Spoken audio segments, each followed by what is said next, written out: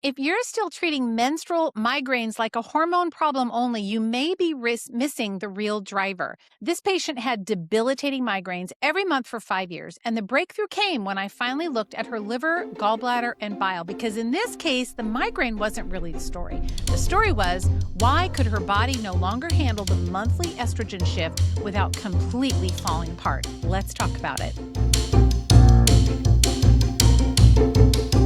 Well, hello and welcome back. Here we are over here on YouTube, and it's going great. Thanks for following me all the way over here. I like this so much better than being on just the podcast streams and then having YouTube secondary. So today, though, we are going to talk about a case. This was a good one. I think you're going to really enjoy it. So I had this patient who came to me by referral. You all know that I only take them that way. And she came to me from a really good patient, great patient. And she said, I think you can help her. And her biggest complaint was menstrual related migraines. And she'd had these for 5 years, every single month, debilitating, like 10 out of 10 migraine.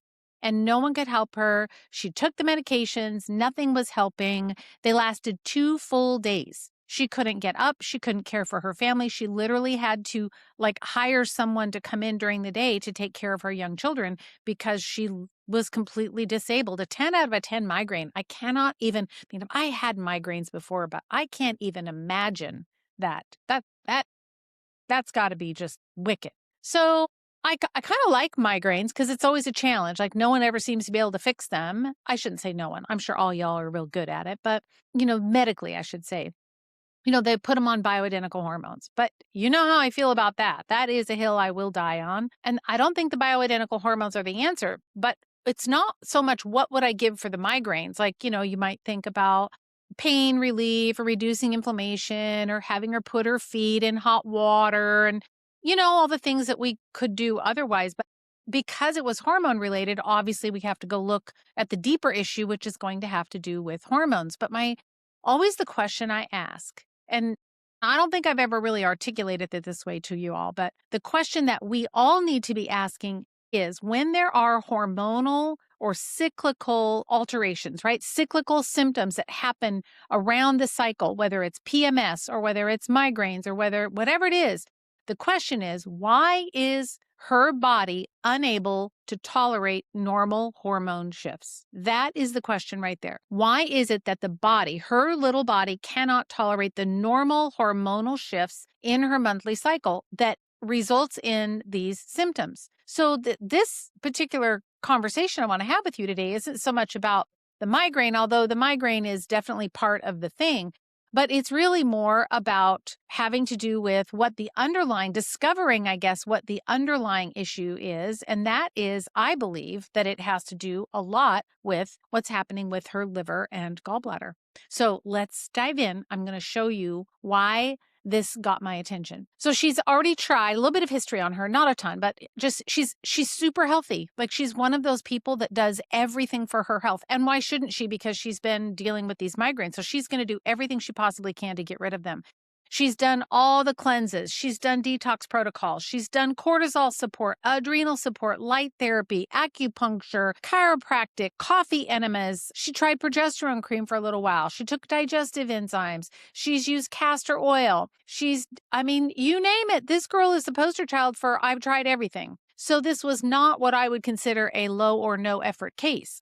She really has done all the things. But when I started to dive a little bit deeper into her history, I realized that there were some chronic liver and gut complaints that she said she'd kind of not felt well about for about the last 3 years. So my ears kind of perked up. I was like, maybe is this the never been well since moment? I don't know.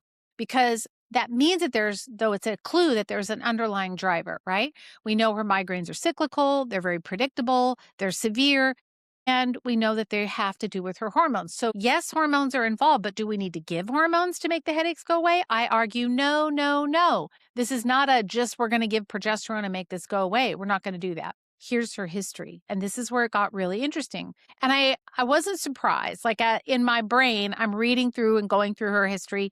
And I thought, yep, oh, yep, that checks it. Oh, and there's another clue. Yep. It just kind of kept building a case for why I wanted to do what I already kind of thought was going to be the issue. But she just confirmed it. Here's the number one thing. Are you ready? Number one, she had a cholecystectomy in 2017. And that is 8 years, nine years, because this is 2026. And she's a fairly recent patient. Yeah. She had her gallbladder out in 2017. Prior testing, because she's done all the testing, right? She's been to all the practitioners, she's done all the things.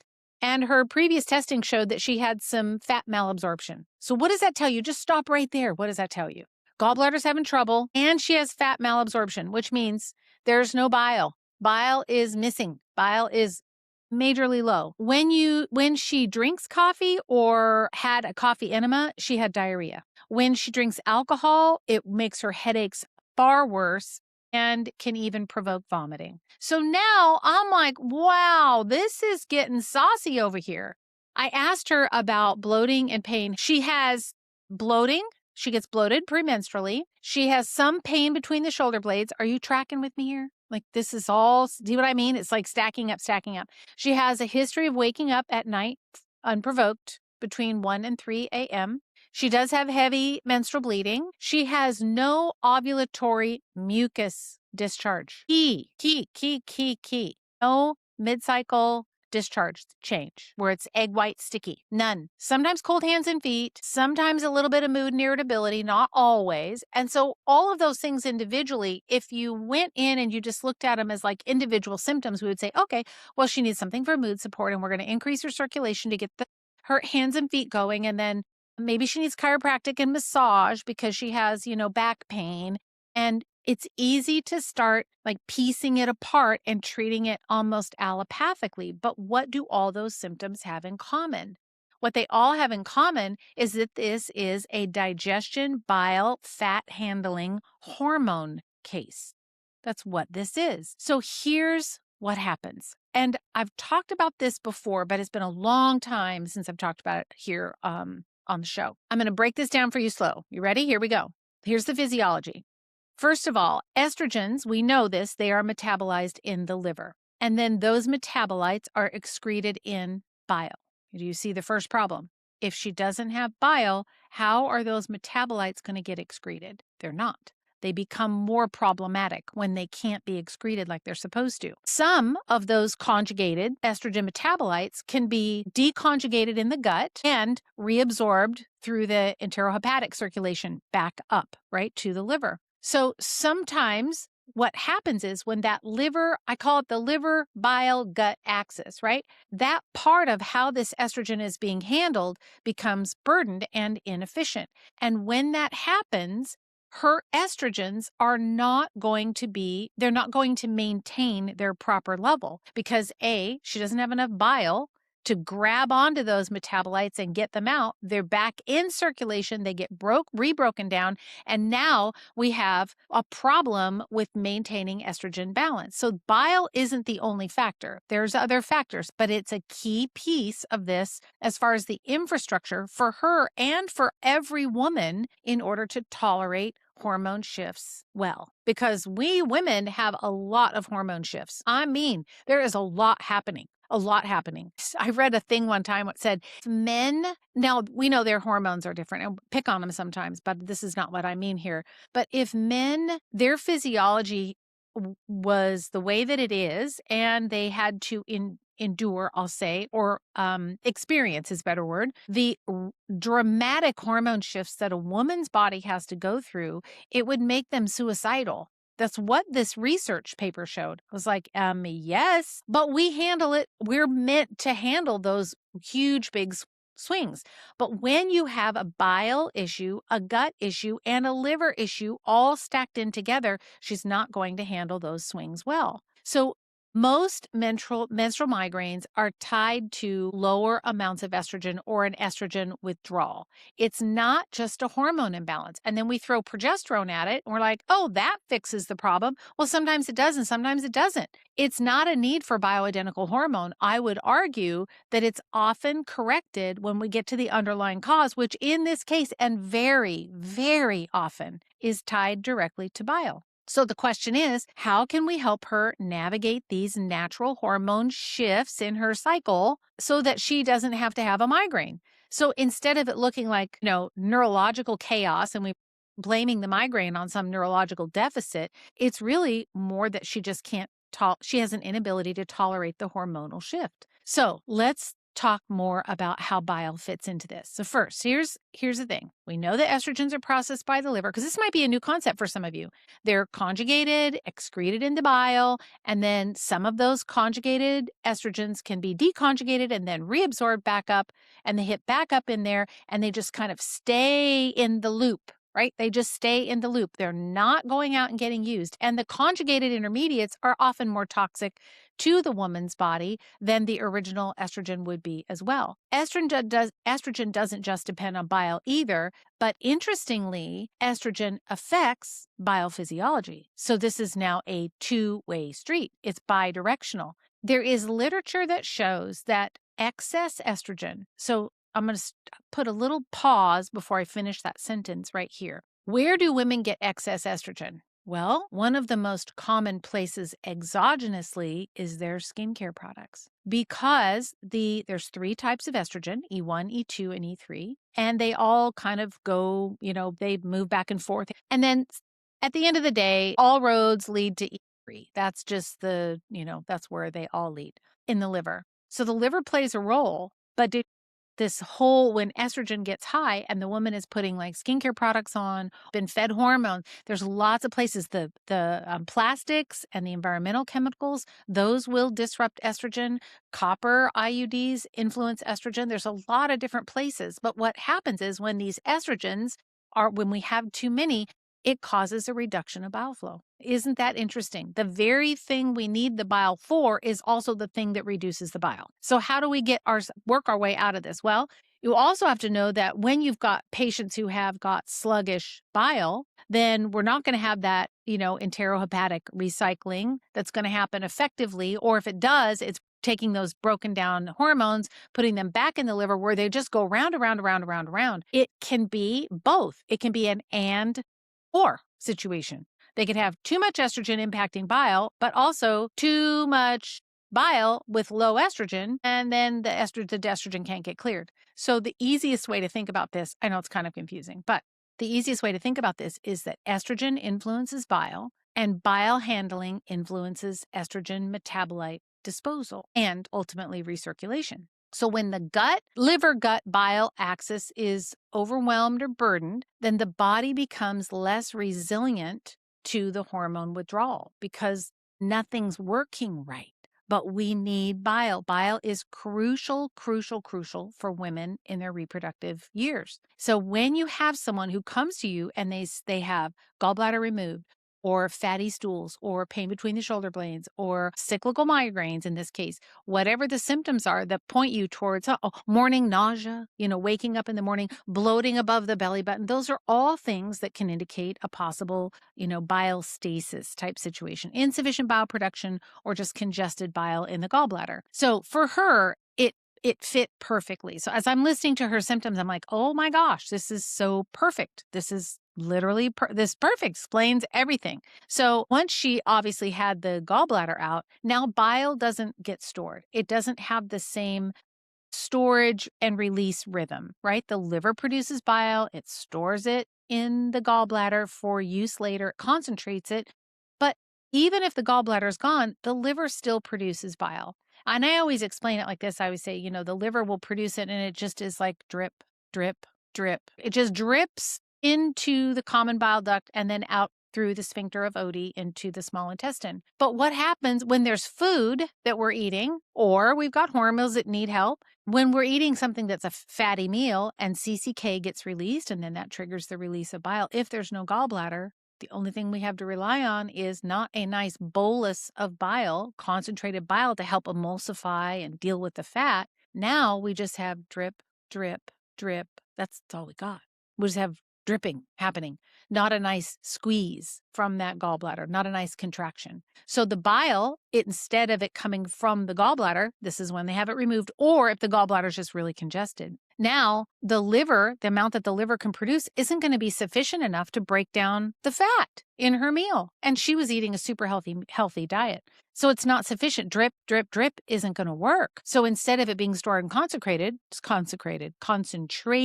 her bile, she now just has a drip, drip situation. So that's going to change, absolutely change, not only bile acid circulation in the body, but it's also going to impair downstream digestive signaling and so on. So it kind of creates a big problem. And women that have gallbladder problems, I have seen this over and over and over. It's not across the board for sure, but women who have bile or gallbladder problems almost always, more often than you would think about or put the two and two together, they often have hysterectomies. It's not every time, but if they've had a gallbladder removal, they almost always end up frequently with a hysterectomy. And nobody puts those two things together, but it's because it messes up this availability of estrogen, and then the hormone cascade starts to get crazy. Heavy bleeding starts to happen because the endometrium is overbuilding, we're not shedding, the signaling isn't there, and so on.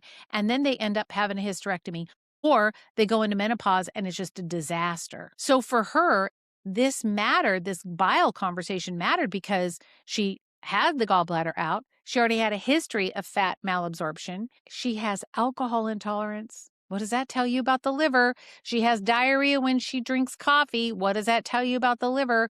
Her digestive system is a little bit wonky. And then we've got migraines. So it's all pointing back. All roads lead to the liver. If the body tells you a signal and it says, this is what's happening, believe it. Because this one, in this case, it was really true. Sorry, big siren coming. Now, there's another thing I want to point out, and that is that there's an older study, and I had to go hunting for it. It took me a little bit to find it, but I remember reading it years ago.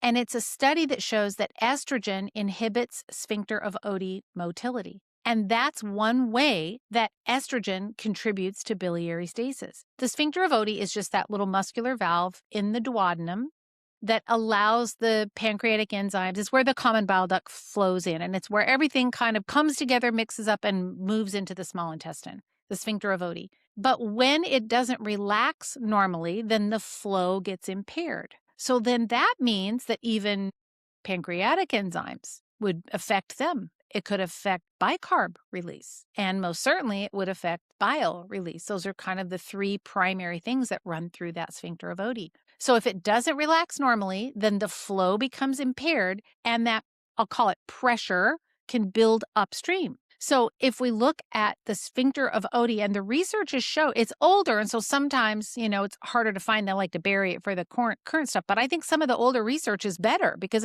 it's not influenced by, pharmaceutical interests and et cetera. So when you think about that, if it reduces the contractibility or the flow of bile, then it makes complete sense that estrogen, when estrogen starts to back up in that upstream pressure and that sphincter of Oddi doesn't work, then what happens to the bile? It doesn't get released. No bile. And she needs a bile for the estrogen, but the estrogen causes the sphincter to not relax. It stays contracted. So now we got a big problem. So the prevalence, this is what the researcher said. I'm going to read it. Estrogen inhibits sphincter of Oddi motility, concluding that the effect of estrogen on the sphincter of Oddi may contribute to the higher incidence of gallstones and sphincter dysfunction seen in premenopausal women. There it is, my friend. That's why we have to make sure that estrogen and bile are right.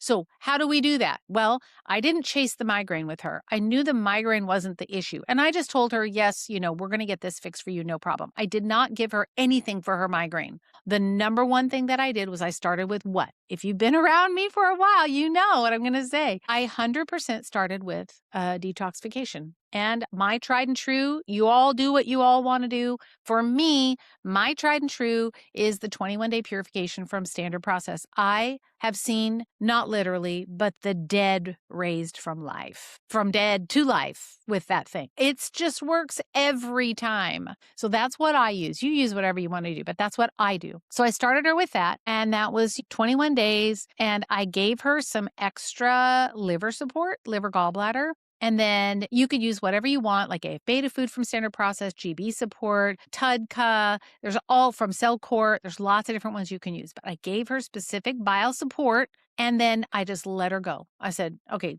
just do this. So she was getting ready to go out of town. She knew she was going to have another migraine, but she couldn't help it. And so when she got back, she said, I'm going to start the cleanse. Great. So she did it. And I said, no alcohol, no coffee, no grains. She was already off of those. No sugar. She was already off of that. No dairy. She was already off of that. And then I said, hard cheese is fine, but nothing, no like cottage cheese, yogurt, milk, ice cream, nothing like that. And so she was like, this type of patient, she's going to follow it to the letter. And she did. And so the first month, she did the 21-day. The first month, she had a migraine. But here's the king. Remember, the migraines were 10 out of 10 or higher, and they lasted for 2 full days. She was completely debilitated. 1 month after this, all I did was a 21-day, and I added in a little bit of bile support. That's all. It's all I did. Super simple. I didn't give her anything for stress. I didn't give her digestive bitters. I didn't do any of that. I don't care. I don't care. I don't care. Right now, this is all I'm focusing on. I gave her that. In her very next cycle, she still had a migraine, but it was a 4 to 5, she said, out of 10. But the kicker was that it only lasted 1 hour. From 2 days to 1 hour. She said, it's no longer this piercing ice pick stabbing over my right eye. It's much more tolerable. Her brain was clearer. Her body felt better. She was beyond excited. And I said, okay, now we've got the liver moving. Now we need to just support a normal cycle, right? Normal reproductive cycle, hypothalamus, pituitary, ovary, etc.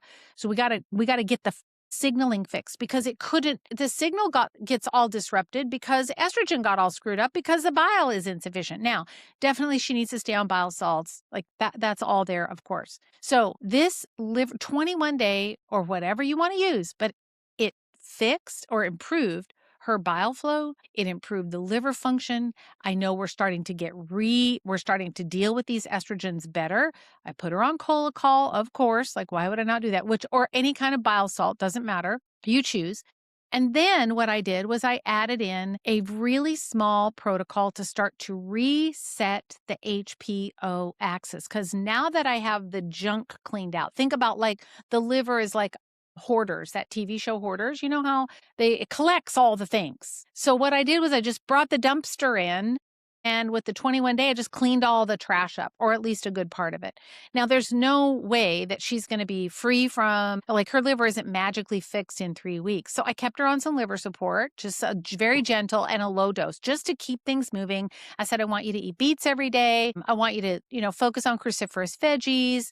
Eat some liver, like, either raw, cooked liver like pate or something like that, or take some kind of liver support. Like I'm giving her other things to do to support the liver. But I said, all right, now we're going to reset the cycle. So this was kind of phase 2, right? So we finished the liver. Then I go to phase 2. I said, all right, now we're going to restore this HPO. I gave her Chase Tree, because that acts on the pituitary, and it also helps with cycle timing and progesterone estrogen balance. I gave her Tribulus during days 5 to 14. So those of you that know, days 5 to 14. That was the only Tribulus I'll use is from standard process, not even going to talk about it anything else. So 5 to 14 only. And then I gave her Ovex. You could do Ovex. You could do a bovine ovary product. You could do lots of things. I just use Ovex because I was already using standard process anyway, and she liked those products, so I just stuck with them. That's literally, I just did those 3 things because I'm double dipping. The Tribulus acts on the hypothalamus, the Chase Tree acts on the pituitary, and the Ovex is targeting the ovaries. It's a win-win-win. Super simple protocol, 3 things. So the Tribulus is only days 5 to 14. The other 2, I said, I want you to stay on these for 3 to 4 months. And then I gave her something for her liver, and then she's, of course, on the Cholecol for more, just for bile support. So now she messages me about maybe, 2 weeks in. And she said, I have an 8.5 out of 10 headache. And I thought, oh no, what happened? Wait, this is not supposed to happen. I've done this so many times. This is not supposed to happen. And I said, well, what did you do? What did you do? She goes, I had a 1.5 glasses of red wine. There it is. So it confirmed that doesn't mean that the liver's all the way fixed. It means that the alcohol is still a trigger for her. And I said, well, was it 8.5 better than it would have been? She goes, yeah, slightly. It probably would have been a 10 out of 10. I said, okay, well, that confirmed to me that I needed to continue with the liver support. So it didn't feel random. It was just good information to have. So then the next cycle that she had after the 21-day purification, the 3 simple supplements that I gave her, plus the Colacol, plus the liver support, her next cycle, 0 migraine. 0. Like 8 weeks, pretty much. 6 weeks, 8 weeks. No migraine. That's it. And she said, I literally cannot believe it. She said, I don't even know. She said, I have been everywhere trying to fix this, everywhere, and no one's been able to fix it. But here's where it gets a little messy. Finances became a problem for her, which completely have respect for, and she ran out of her Ovex, Tribulus, Chase Tree, Colacol, liver. So she was on 5 things. And she ran out. She messaged me and she goes, I just took my last Chase Tree yesterday. And I started to think, wait a minute, she should have reordered long before now. And I wasn't paying attention. I wasn't watching in full script. And sure enough, she had not ordered in like a month. And I said, this isn't going to work. You're going to undo everything that we've done. Consistency is essential. I don't care if you got to go get a part-time, like you got to figure this out, girl. This is your health. We can't not do this. I said, I'll try and substitute something out, but the one I'm absolutely not willing to compromise on is a Tribulus. No way, no how. Not doing it. So I said, we will keep the Tribulus and I'll see what I can do. Fussed with her protocol, ended up being able to save her about $30 or so. And she placed a really simple order and got back on it. I'm hoping that we caught it in time so that I don't have to go back and redo the cleanse or, do more aggressive gallbladder or bile support. I was hoping that I don't want to have to do that. So the end of the story is she's going to get better and she's going to be fine. At this point, it's just really a financial thing for her. But I said, look, if you can just stick this out for 4 months, I want you to do this for 4 full months. Then you don't have to do, the only one you can stay on is Chase Tree. That's fine. Chase Tree, liver, Colacol, just those 3 things. And the Chase Tree dose is 2 per day. That's all. So it's easy, right? No big deal. You just have to get through these 4 months. Where there's a will, there's a way. We have to figure this out. And so I heard back from her and she's like, I got it figured out. And now she's got the budget room to be able to order the supplements. This is where, as a provider, I had to contend for her because she doesn't see what I see. She doesn't know what's at risk and what's going to cost her if she lets the ball go now. I can't have that happen. I can't stand by in any good conscience and have that happen because we have to keep her Colacol and liver. It's just mandatory. I couldn't let that happen. So my big takeaway from this one was, I'm so happy that I knew all of it about the bile and the estrogen, and I knew right where to go. And that's why I thought this would make a great podcast for you, because I wanted to share with you about the role of estrogens. If you deal with these types of patients, and really think about it this way, it's with almost every patient, but especially when you think there's estrogen involvement, which is always going to be the case with migraines, first couple days of the cycle migraine, the patient's not tolerating the shift well, but that's because something else is driving it. And it's almost always going to be involved with the liver and the gallbladder. That's why I start always, every hormone case, whether reproductive, menopause, perimenopause, doesn't matter. Women, if you have a woman and you have hormone dysfunction, the first step, no matter what, is going to be liver detoxification. Choose how you want to do it, but it always is that way. So practitioners will ask me, well, what should I do? I can give them Chase Tree and I can give them this. And I say, have you done the cleanse yet? Have you done any kind of detoxification? Have you improved the way that phase 1, phase 2 working? Are you improving bile? Are you getting things moving? Are you clearing the trash out of the hoarder house? Oh no, I haven't done that yet. I'm like, well, then you're wasting money. You're wasting the money they're spending on supplements and they have no, it's not going to work. Your protocol is not going to work. I can't tell you how many times I've seen this. Like I could write a book, I swear, about the hundreds of cases I've seen this work on. And then when I didn't follow because I want to test it out, there was a period of time where I thought, well, let's just try and see what happens without the 21-day. Bombed, 100% bombed out. So the migraine wasn't really the problem. The problem was because Why was she not handling the hormonal shift? And what did we need to do? And the answer was clearly liver and bile. So remember, 5 years she's had these migraines, and we got them fixed in 6 to 8 weeks. 6 weeks really, but I'll give it 8 weeks. And it was, and after the first 4 weeks, then she had her next cycle, and it was already down to 4.5 and only lasted 1 hour. So to wrap up, anytime that you start a protocol, really with anyone, but with women that have hormone-related symptoms, kind of the problem is that you can only see the evidence of your work once a month. If you're looking at maybe twice a month, when you're looking at like mid-cycle discharge, looking for changes there, changes in libido, etc. And then how the symptoms show up when there is that dramatic shift at the end of the cycle with the hormones. So we're going to see symptoms around like the mid-cycle ovulation period. Then you'll get the PMS, I suppose, 3 places. The PMS maybe that can occur during that luteal phase, and then the symptoms that show up during the first few days of bleeding. Wherever those are, I just can almost guarantee you that the liver, bile, gallbladder is going to be part of that whole process. It can't not be. Like it just is. So when you see changes as you're working with her month over month over month, where you always, and write this down because it will save you and it helps you communicate more effectively with the patient. And that is when you see changes in frequency of symptom, the duration of the symptom, and intensity of the symptom, you're headed in the right direction. So frequency, duration, and intensity. Frequency, duration, intensity. Frequency. How often does the symptom happen? Well, for her, we know it happens every time, the same time. Duration. Huge change in that first month. It went from 2 days to 1 hour. I would call that a win. And then intensity. It went from a 10 to an 8.5 to about a 2. And so we're not done. We still have to get the HPO. Like there's still other cleanup things we have to do. But there's no reason why we need these hormones. We don't need them. We just fix the underlying issue. Unless somebody's had a hysterectomy or they've gone into early menopause because of a trauma, or they, had to have a surgical removal for whatever reason. There's always an underlying cause. And that's why I'm not getting on the bioidentical hormone train. I'm not doing it. I just won't. I never have.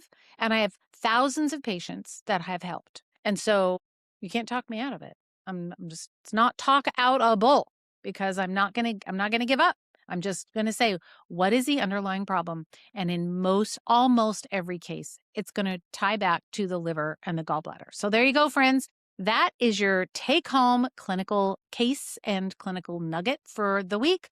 I'll see you next week on the podcast. On YouTube, don't forget to like, subscribe. Yeah, come back. See you next week.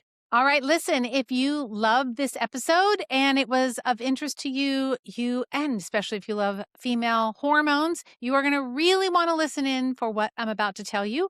I am teaching a live online seminar all about how to support women from perimenopause all the way through to postmenopause, up into their senior years. We're going to dig into the physiology, all the clinical patterns, the protocols, the way that I normally love to do. I'm going to leave you with lots of clinical pearls and lots of next steps that you can take with your patients right away to help them get over some of the really uncomfortable symptoms and help them transition into menopause really gracefully. So mark this down. The day is Saturday, May the 30th from 8 a.m. to 3 p.m. Pacific. So it's on a Saturday.